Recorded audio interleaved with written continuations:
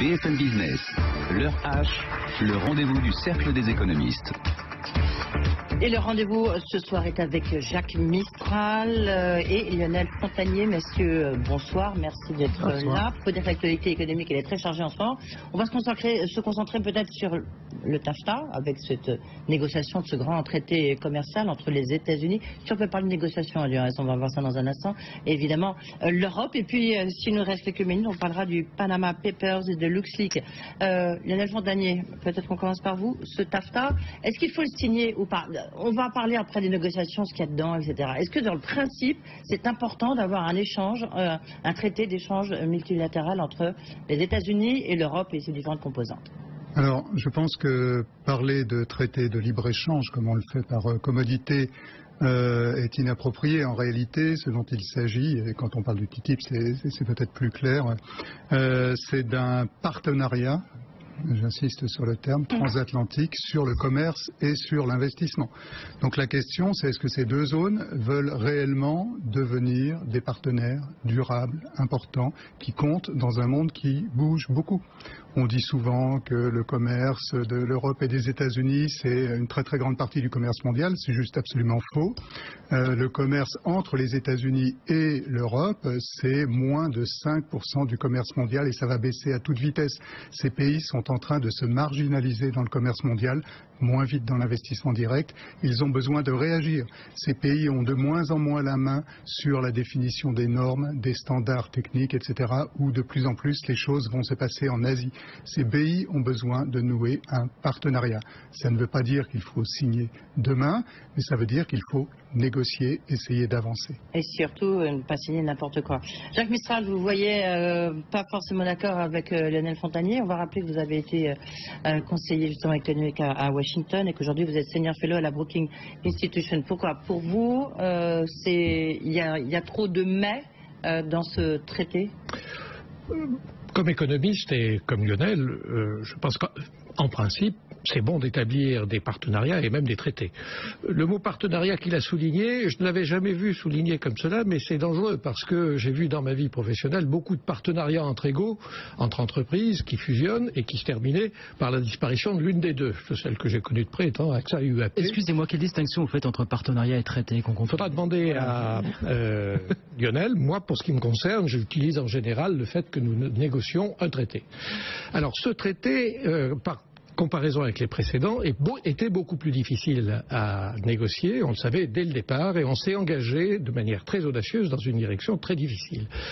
Tel que, dans l'état où il est actuellement, sur la table, je pense qu'il serait dangereux de le signer, d'après certaines clauses dont on va parler, je pense, dans un instant, et je regrette qu'on n'ait pas choisi une méthode plus progressive, des objectifs plus réalistes, qui, dans les domaines comme la réglementation, l'agriculture, les normes, auraient permis de progresser par rapport aux négociations anciennes. Là, on a trop chargé la barque avec 2 ou 3 sujets qui risquent aujourd'hui effectivement de faire capoter le sujet. Oui.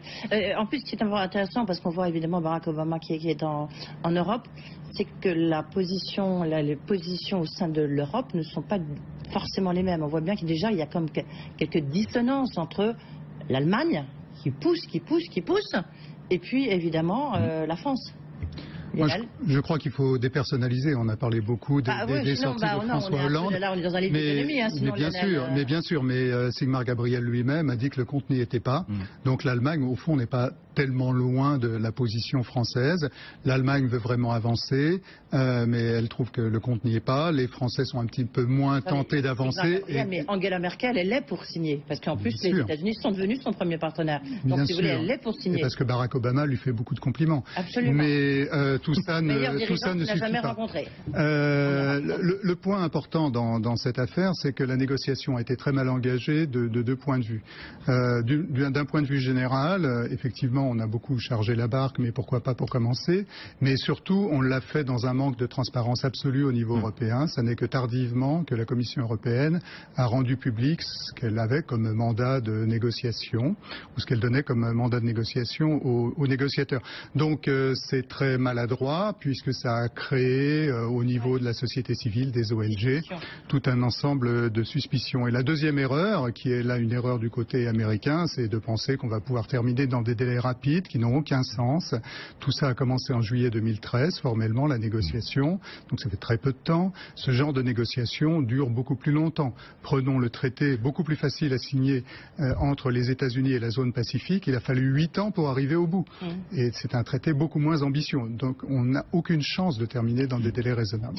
Pour vous, Jacques, l'enjeu de ce traité, c'est quoi? C'est effectivement, c'est un point très important, c'est la question des normes, de voir en fait qui va contrôler un peu les nouvelles normes économiques mondiales, parce qu'on voit bien que c'est l'enjeu, notamment avec toutes ces transformations numériques, c'est ça qui est vraiment l'enjeu. C'est ça qui est au cœur de ce TAFTA, ou du moins ce qui devrait être au cœur de ce TAFTA. C'est en tout cas ce qui est à l'origine du projet. Il faut se souvenir qu'à l'origine, Lionel me corrigera si je me trompe sur les détails, mais effectivement, c'est l'Allemagne qui est à l'origine, et pour être plus précis, c'est l'industrie allemande qui est à l'origine. Parce que l'industrie allemande, depuis la fin du 19e siècle, a fondé une bonne partie de sa compétitivité, pas tout, mais une bonne partie, sur le fait qu'elle établit les standards mondiaux, les normes, dans toute l'industrie mécanique et électrique. Et aujourd'hui, cette espèce de leadership technologique sur les normes est en voie d'effritement constant sous la montée d'abord du Japon, mais qui était un concurrent gérable, mais maintenant de la Chine. Et donc, c'est l'Allemagne qui a lancé l'affaire, et effectivement, les États-Unis sont entrés dans le jeu avec réticence, si vous vous souvenez. Au début, Barack Obama n'était pas du tout chaud, et puis en fait, ce sont un certain nombre de lobbies qui, du coup, ont dit on va en profiter. Si on a l'Allemagne qui pousse en Europe, on va faire sauter le verrou sur l'audiovisuel français, et on va faire sauter les verrous européens sur l'agriculture, etc. Donc, c'est comme ça que la négociation s'est nouée. Et c'est pour ça, je pense, que vous avez raison de souligner, Edwige, qu'elle a dans son fondement un socle géopolitique, n'est-ce pas? C'est-à-dire d'organiser l'avenir du commerce mondial en redonnant le leadership au partenariat transatlantique et au détriment de la Chine. Et puis il est ironique un peu de voir qu'aujourd'hui ce contenu géopolitique revient au tout premier plan, puisque Madame Merkel est célébrée par Barack Obama pour une seule raison, c'est qu'il minimise David Cameron et il renforce sa mise en garde aux Anglais sur le fait que nous avons d'autres intérêts que de vous regarder dans les yeux. Et malgré tout, et justement c'est la crainte de la France, c'est que si vous voulez, lui il pousse du côté allemand parce qu'il sait qu'Angela Merkel elle veut et que du côté français on ne veut pas. Donc on voit bien qu'il joue là, il rentre déjà dans ce couple franco-allemand qui est mis à mal. Lionel Fontagné, les points clés, donc il y a les normes, il y a quoi d'autre? L'agriculture, est-ce qu'on peut s'en passer ou pas? Alors on peut lister les points difficiles, les épines.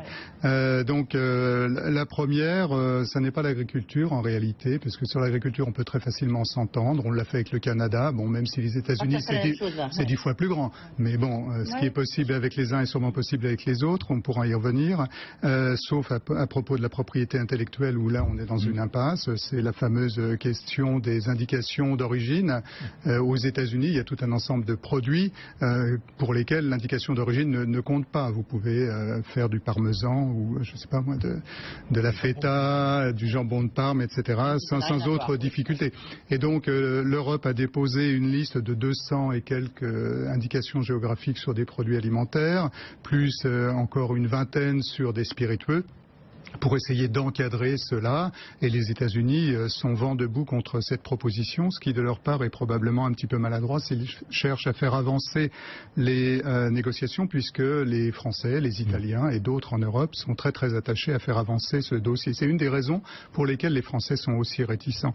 L'autre élément qui est très très difficile, c'est ce qu'on appelle le tribunal arbitral. Oui. Donc il s'agit ici de voir ce qui se passe quand une firme multinationale se trouve en conflit avec un État. Est-ce qu'on doit s'en remettre aux juridictions de ce pays ou est-ce qu'on doit s'en remettre à des arbitrages privés, comme ça se fait dans l'ensemble dans la plupart là, c'est pas du tout notre culture, il suffit de faire le mot.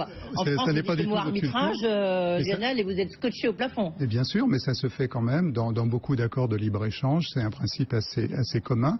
Donc l'Union européenne a fait une proposition sur la base d'ailleurs d'une idée française qui consiste à avoir avoir un tribunal d'un autre type avec des juges permanents qui seraient au nombre de 15, 5 nommés par les Américains, 5 par nous et 5 indépendants entre guillemets, qui serait un tribunal permanent et dans lequel il y aurait une procédure d'appel, ce qui n'existe pas dans les procédures d'arbitrage. Donc ça, c'est la deuxième grande épine. La troisième, c'est les marchés publics. Il faudrait que les États-Unis ouvrent vraiment, ils ne sont pas très pour. Et la quatrième, c'est discutons de la régulation financière. Donc ça, Jacques peut en parler. Mais on est vraiment dans un endroit très difficile à ce moment-là. Je voulais rappeler cette phrase à propos d'agriculture, là, tout à l'heure, avec Frédéric Salobarou. C'est comment le général de Gaulle qui disait comment peut-on diriger un pays où il y a 300 fromages. C'est vrai, c'est toute la difficulté. Guillaume Paul. On a l'impression en fait de revivre depuis 15-20 ans les mêmes blocages à chaque fois qu'il est question de négocier véritablement ces nouveaux enjeux commerciaux. On se rappelle de ce qui s'est passé dans le cadre de l'OMC. Et à chaque fois, tout cela finalement est réduit à quelques dossiers phares comme l'agriculture notamment et les OGM. Voilà. Comment est-ce que vous regardez cette évolution finalement en 15-20 ans des discussions? Moi, je soulignerai que depuis 50 ans, ces négociations ont permis de construire un ordre multilatéral sans précédent dans l'histoire. Et que ce sont ces négociations qui ont permis d'établir les règles commerciales, je ne sais pas s'il faut les appeler de libre-échange, mais en tout cas très ouvertes, réglées par des considérations de droit, par des moyens d'imposer des décisions de droit à l'OMC. Donc c'est un ensemble qui est extrêmement élaboré, qui a contribué à la prospérité de l'Occident et depuis du reste du monde. Donc on regarde trop les blocages de ces 15 dernières années, on regarde les 50 ans. Chacune de ces étapes, vous disiez tout à l'heure qu'au bout de 4 ans, ça a commencé à traîner. Chacune de ces rounds a duré une dizaine d'années à peu près. Ça a été toujours extrêmement long et c'est pas pour des raisons qui sont très, très compréhensibles. Alors là, je dirais par rapport au sujet très épineux, je pense qu'il y en a un certain nombre qui montrent que de part et d'autre, il y a de la mauvaise foi. Évidemment, on connaît mieux celle du partenaire d'en face que la sienne propre. Oui, en France, on pourrait mettre l'audiovisuel dans la mauvaise foi, mais aux États-Unis, je suis particulièrement sensible aux 2 points qu'a souligné Lionel, c'est-à-dire la question des marques, qui est un scandale absolu. Des marques contrôlées, des appellations contrôlées. Des appellations, des AOC, d'accord. Les AOC, ça c'est un scandale absolu et ça témoigne de la part des États-Unis un manque de sensibilité politique au sujet qui est absolument... Oui. Voilà. La question des marchés publics, qui est celle qui a fait réagir Sigmar Gabriel, est également un pur scandale en matière... Donc ce sont 2 dossiers qui suffiraient déjà à faire que ça traîne, parce qu'on pourrait avancer, mais il va falloir du temps. Mais le troisième sujet, lui, est d'une nature tout à fait différente. C'est-à-dire que le tribunal arbitral, à mon avis, ce n'est pas quelque chose qu'on peut considérer comme étant de la pratique normale des États qui respectent les règles de droit. Que dans des traités de libre-échange entre... ça veut dire quoi, ça? Ça veut dire quoi? Ça veut dire que la loi entre les États est faite entre les États. Et l'idée qu'il puisse y avoir un tribunal arbitral, c'est-à-dire de circonstances, disons comme on a vu celui qui a jugé de l'affaire Tapie, mais qu'un tribunal arbitral tranche une affaire entre un État souverain respectant la règle de droit, comme le sont l'ensemble des États de l'Union européenne, au nom d'intérêts privés qui sont ceux d'une entreprise pétrolière, d'une entreprise de cigarettes ou d'autre chose, ça c'est quelque chose que je considère comme absolument impossible à accepter. Et je le situe dans un contexte plus large, peut-être qu'on parlera des Panama Papers, mais cela est un indice dans un mouvement dans lequel on voit que les élites financières cherchent non plus à négocier des accords, des choses qui marchent bien ensemble, mais cherchent à s'autonomiser et acquérir un mode de vie et d'activité qui soit indépendant du pouvoir des États. Oui. Et ça, je pense que les élections nous le rappellent très régulièrement. Je pense que c'est une orientation qui ne sera pas acceptée politiquement dans les États, qui reste le mode d'organisation des sociétés. Et donc, il est temps de mettre un terme à cela.